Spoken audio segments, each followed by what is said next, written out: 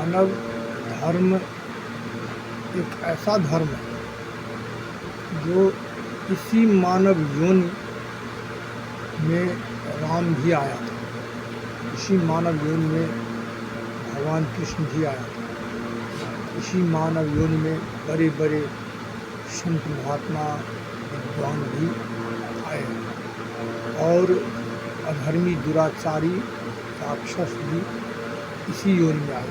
लेकिन इनको तो लोग अपने कर्मों से इन योनि को खराब कर देते हैं।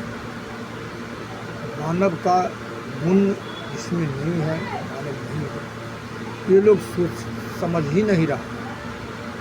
और जितना संसार में सबसे मीठा प्रश्न है, सबसे मीठा कौन चीज़ है और सबसे मीठा कौन बात है? सबसे मीठा संसार में जो है सो कुकर्म है। सबसे मीठा चीज़ जो है सो झूठ है। एक अमूल्य वस्तु है। ये सामने लोगों को इतना मन खुशहाल प्रसन्न कर देता है, इतना आनंद भर देता है जो कभी लोग इसका गणना भी नहीं क्या होगा न करेगा।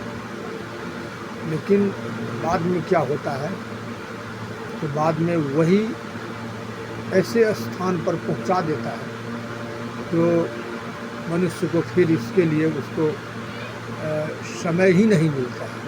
जैसे देखिए इंद्रप्रस्थ को उन्होंने जीत लिया, जो अपूर्व सुख देने वाला वो स्थान, घर महल अटारी भोग समृद्धि सब कुछ से भरा था।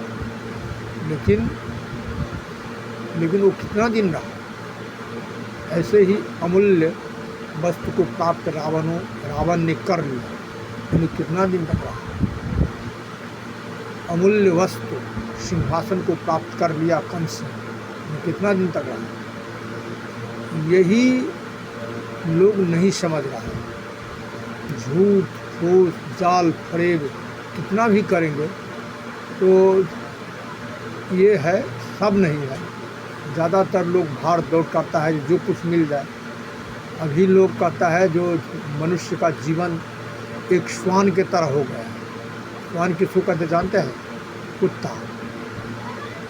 ऐसे जीवन हो गया है, वो जीवन सबसे बेकार जीवन है। तो जैसे देखते हैं दो डंडा लगा दीजिए कुत्ता को तो तुरंत भागेगा, फिर वो भागते भागते वो ये हम फेस के तरफ देखेगा कि कौन मारा है।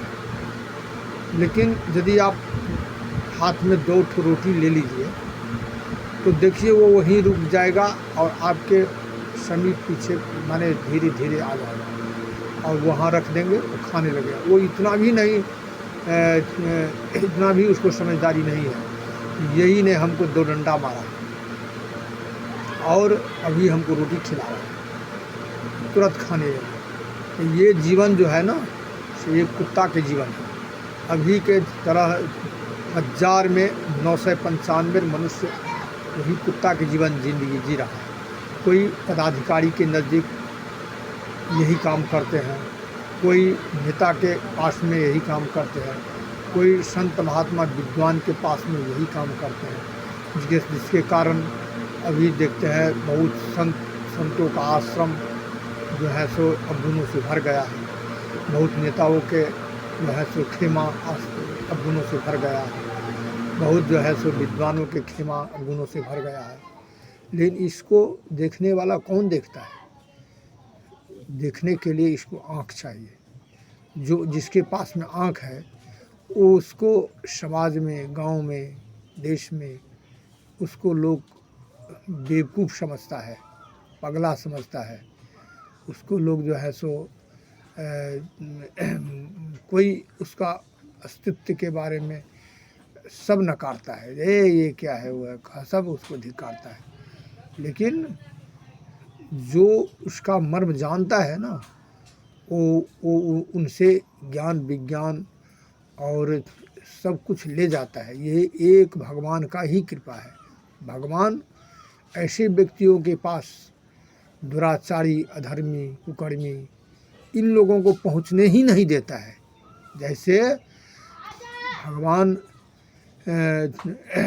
दुर्योधन चाहता था तो ये युधिष्ठिर के पास में कोई प्रभावशाली, कोई ताकतवर ऐसे व्यक्ति पहुंचने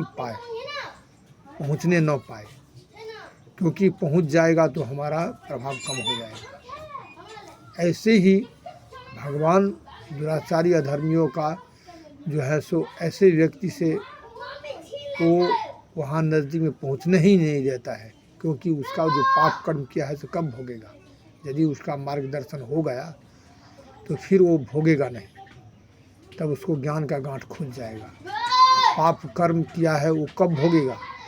तो यही हाल जो है सो लालू यादव का भी है, तेजस्वी यादव, ममता केजरीवाल और जो है सो नीतीश का भी यही हाल है।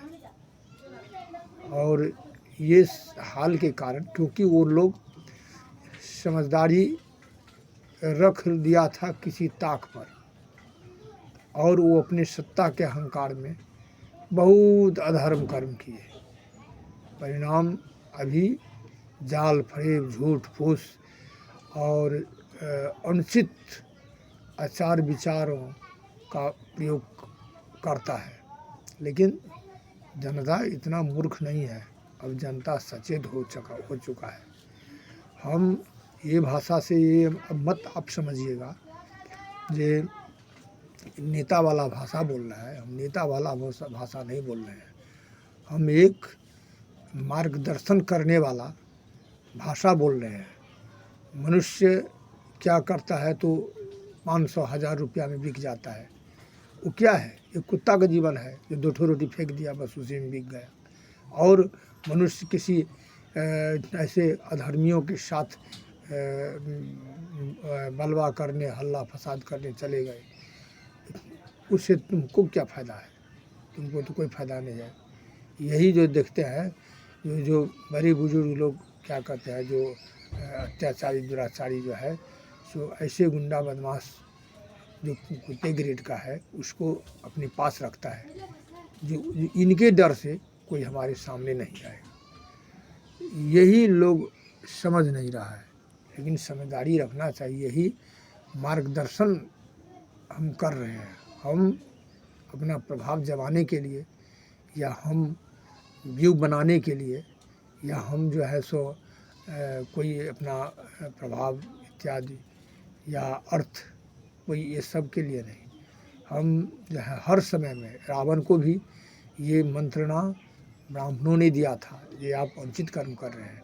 कंस को भी ब्राह्मणों ने ही मंत्रणा दिया था। दुर्योधन